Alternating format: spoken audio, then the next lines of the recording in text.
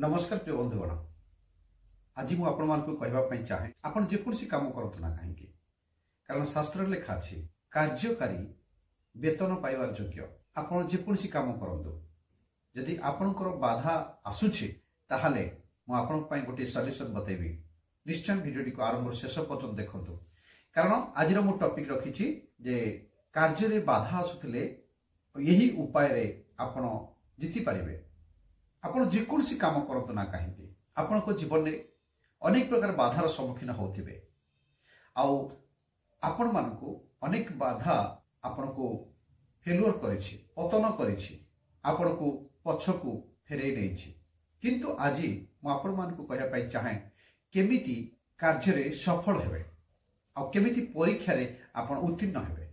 अनेक समय शैतान चाहे आपण को फेल हो जातो आपण पछे पड़ी जातो कारण कार्य बाधा किए दे था शैतान दे था आपणकर जे विपक्ष आपणकर जे शत्रु से आपण को बाधा दे था कौन ना आपण किपरि उन्नति न होंतु आपण जेमिति उन्नति न होंतु आपण जेमिति सफल न होंतु आगकू शैतान चाहे आपण जेमिति न्यून हेकि रुहंतु आपण को से तळे रखिबा पई चाहे आपण को कोनसी गोटे काम रे आपण को से बाधा जन्मेवार अर्थ बाधा सृष्टि करिवार अर्थ जे आपण को से आगो को बढ़िबा को चाहे नाही आगो को आपण बढ़ंतु उन्नति करतु एहा चाहे नाही आपणकर विपक्ष आपणकर शत्रु शैतान। आसंतु मु से विषय आज आपण मान को निश्चय सॉल्यूशन बतेबी आ आपण माने निश्चय सफल हेबे कारण कार्यकारी वेतन पाइबार योग्य जदि आपण कर्म करूछंती आपण फल को आशा रखंतु नाही आपण कर्म कर चलतु सत्कर्म सत्कर्म कौन ए जगत मध्य सत्कर्म आम कौन कहवा कारण ए जगत रे आम जेकोसी कार्य करूछु सबु कार्य रे मिथ्या भर रही कारण आम जेकोसी कार्य करू से कार्य दिन दिन नष्ट हो जिवो।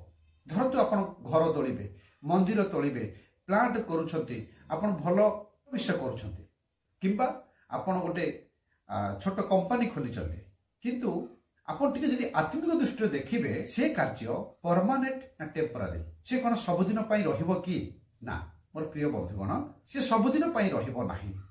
आज धर्मशास्त्र बाइबल कहे प्रभु यीशु से सत्य काम पई नियुक्त कले तांकर शिष्य मानकु 70 जन तांकर शिष्य आ 70 जन को से नियुक्त करूछंती तुमे जाओ आउ तुमे जाओ तुमे गला बेले तुमे गांजिया नियो नाही झूला नियो नाही जोता नियो नाही छता नियो नाही किछि भी नियो नाही अर्थात तुम पाई मु सब रखिछि तुमे जाओ तुमे जीव कारण कार्यकारी वेतन पाइबार योग्य लुक पुस्तक तार 10 अध्याय 7 पद लिखा अछि कार्यकारी वेतन पाइबार योग्य किए कार्य करबा को देई न थाए किए बाधा देई थाए किए कार्य ब्रेक करि थाए अर्थ आम मानकर विरोध रे शत्रु शैतान से कौन करे आम मान को से काम करने को दे न था यीशु कौन पाई पठेइथिले ना सुसमाचार नहीं कि गोटे भल खबर देकी पठेले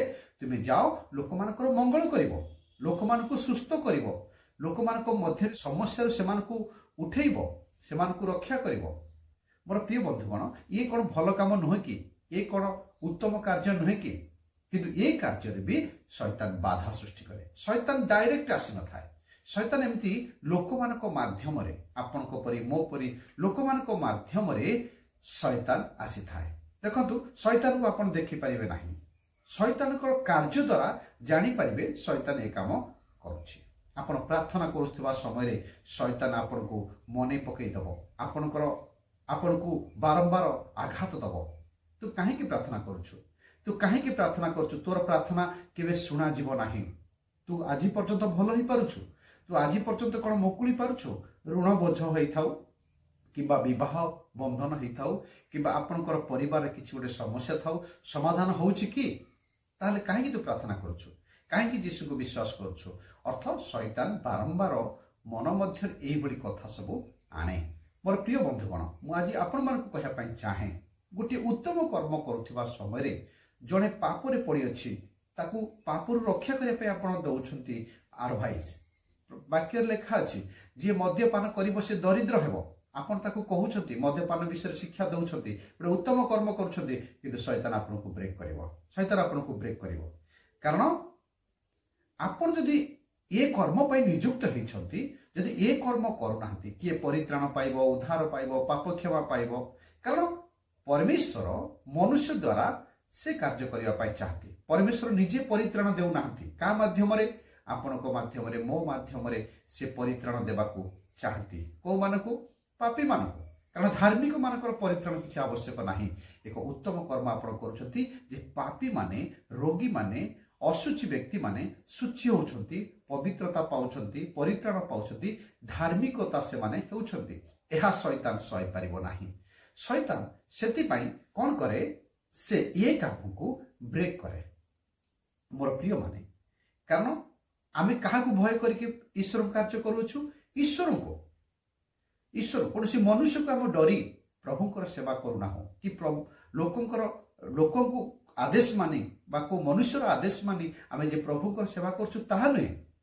ଆମେ ଈଶ୍ୱରକୁ ଭୟ କରି ଏ ସେବା କାର୍ଯ୍ୟ କରୁଛୁ। ତେଣୁ ଯଦି ଆମେ ଠିକରେ କର୍ମ କରିବା ନାହିଁ, ଜଣେ ଲୋକ ଆଜି ପାପରେ ବିନାଶ ହେଇଯାଉଛି। ଆଜି ସ୍ୱାମୀ ସ୍ତ୍ରୀ ଭିତରେ ବିଶୃଙ୍ଖଳା ହେଇକି ଆତ୍ମହତ୍ୟା କରୁଛନ୍ତି। ଆଜି ଅନେକ ଲୋକ ମଦ୍ୟପାନ କରିକି, ନିଶା ସେବନ କରିକି ଆଜି ମରୁଛନ୍ତି। ଆମେ ଯଦି ଠିକ ବାଟ ଜାଣିଛୁ, ଯଦି ଉତ୍ତମ କର୍ମ ଜାଣିଛୁ, ଯଦି ନ କହୁଛୁ, ଆମେ ମଧ୍ୟ ପାପ କରୁଛୁ। ତେଣୁକରି ମୋର ପ୍ରିୟମାନେ, ମୁଁ କହିବା ପାଇଁ ଚାହେଁ, ଆମେ ବାସ୍ତବରେ ଆମେ କ'ଣ ସେ ଉତ୍ତମ କର୍ମ କରିବାରେ ବିଫଳ ହେଉଛୁ କି? କାରଣ ଆମେ ଜାଣୁ ଯେ ଆମର ଦିନେ ବି ପରୀକ୍ଷା ଅଛି। ପ୍ରଥମ କରନ୍ଥୀୟ ତାର 3 ପର୍ବ 13 ପଦରେ ଲେଖା ଅଛି ଯେ ପ୍ରତ୍ୟେକ ଜଗତର କର୍ମ କି ପ୍ରକାର ତାହା ପ୍ରକାଶ ପାଇବ।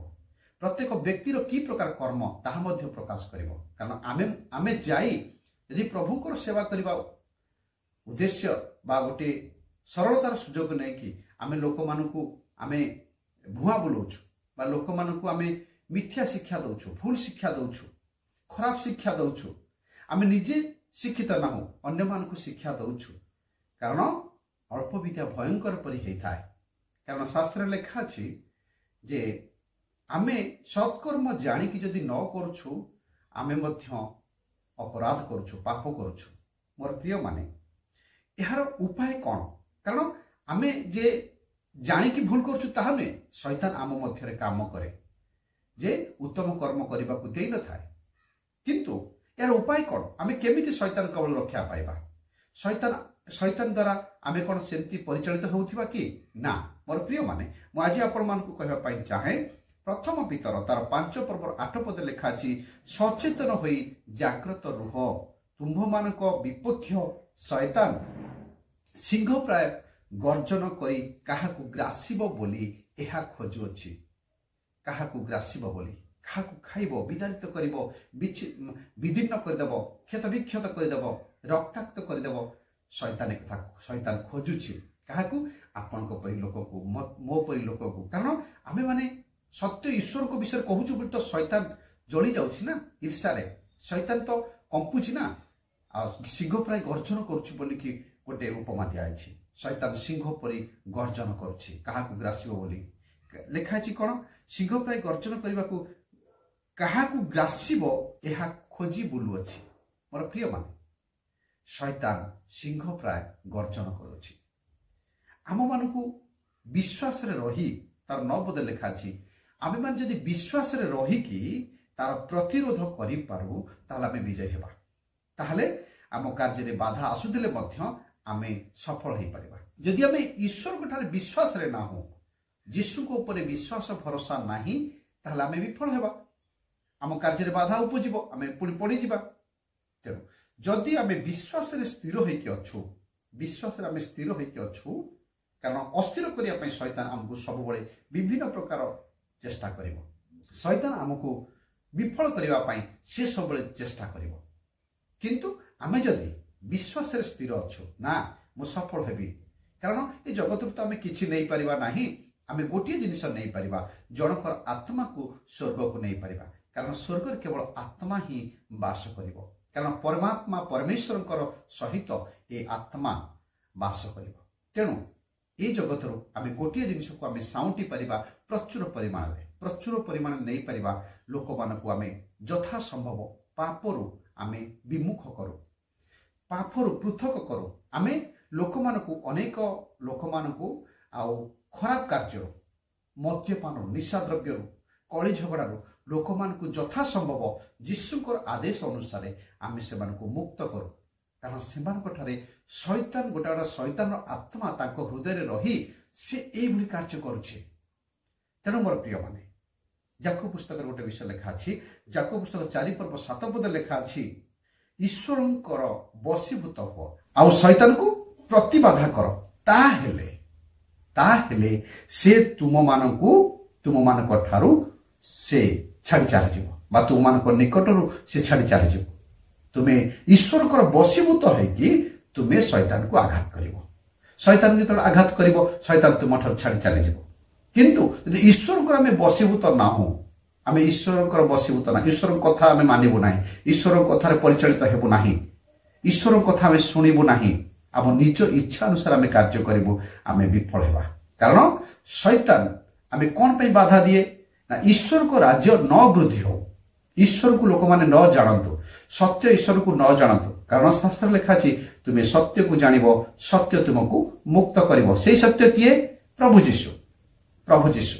ଯଦି ଜଣେ ଯୀଶୁକୁ ବିଶ୍ୱାସ କରୁନାହିଁ ସେ ଉଦ୍ଧାର ପାଇପାରିବ ନାହିଁ। କାରଣ ଉଦ୍ଧାର କରିବା ପାଇଁ କେବଳ ଯୀଶୁ ଖ୍ରୀଷ୍ଟ ନିଜେ ପ୍ରାଣ ଦେଇଥିଲେ, ନିଜ ଜୀବନକୁ ସେ ବଳିଦାନ କରିଥିଲେ, କାରଣ ଆମ ଭଳି ପାପମାନଙ୍କୁ ରକ୍ଷା କରିବା ପାଇଁ। ମୋର ପ୍ରିୟମାନେ, ଆପଣମାନେ ଯଦି ଚାହାନ୍ତି ପ୍ରଭୁ ଯୀଶୁଙ୍କୁ ବିଶ୍ୱାସ କରି ଆପଣଙ୍କ ଜୀବନ ତ୍ରାଣକର୍ତ୍ତା ଉଦ୍ଧାରକର୍ତ୍ତା ଭାବରେ ଏହି ସୋସିଆଲ ମିଡ଼ିଆ ଦ୍ୱାରା କିମ୍ବା ୟୁଟ୍ୟୁବ ମାଧ୍ୟମରେ ଆପଣମାନେ ଯେଉଁମାନେ ଦେଖୁଛନ୍ତି ଉଦ୍ଧାରକର୍ତ୍ତା ଭାବରେ ଗ୍ରହଣ କରିବା ପାଇଁ ଚାହାନ୍ତି, ଆଜି ସେ ସୁଯୋଗ ଅଛି। କାରଣ ଆମେ ଜାଣିନୁ କାଲି ସୁଯୋଗ ଆମକୁ ମିଳିବ କି ନାହିଁ।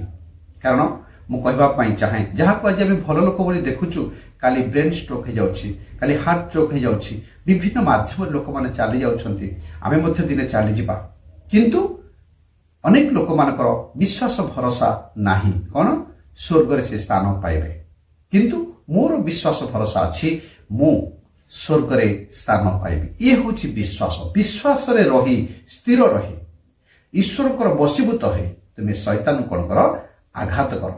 এই কাম করা যেতবে শয়তান মতে বাধা দেব, মু সেই সময় কবি দূর হ শয়তান, দূর হ। কারণ মু ঈশ্বরঙ্কর আজ্ঞা মানিবি, তো কথা নুহে। কারণ অনেক সময় শয়তান আমি ঈশ্বর কথা মানি থাও যে আমি কৌশি নিশাদ্রব্য সেবন করবু না, কিন্তু শয়তান বেড়ে বেড়ে আম মন মধ্যে আসে, তু তো নিশা খাইবুনি, ঠিক কথা, ভাল কথা, ହେଲେ ଆଜି ଦିନଟା ଖାଇଦେଲେ କିଛି କ୍ଷତି ନାହିଁ, ଆଜି ଦିନଟା ଖାଇଦେ ନା, କାଲିଠାରୁ ଖାଇବନି। ତେଣୁ ଏଇଭଳି ଅନେକ ପ୍ରକାର କଥା ସତ୍ୟତାକୁ ବାଧା ଶୈତାନ ଦେଇଥାଏ। ପ୍ରଭୁ ଆଶୀର୍ବାଦ କରନ୍ତୁ। ଯଦି ଆପଣମାନଙ୍କୁ ଏ ଭିଡ଼ିଓ ଭଲ ଲାଗିଛି ନିଶ୍ଚୟ ଲାଇକ୍ କରନ୍ତୁ ଆଉ ସବସ୍କ୍ରାଇବ୍ ବି କରନ୍ତୁ।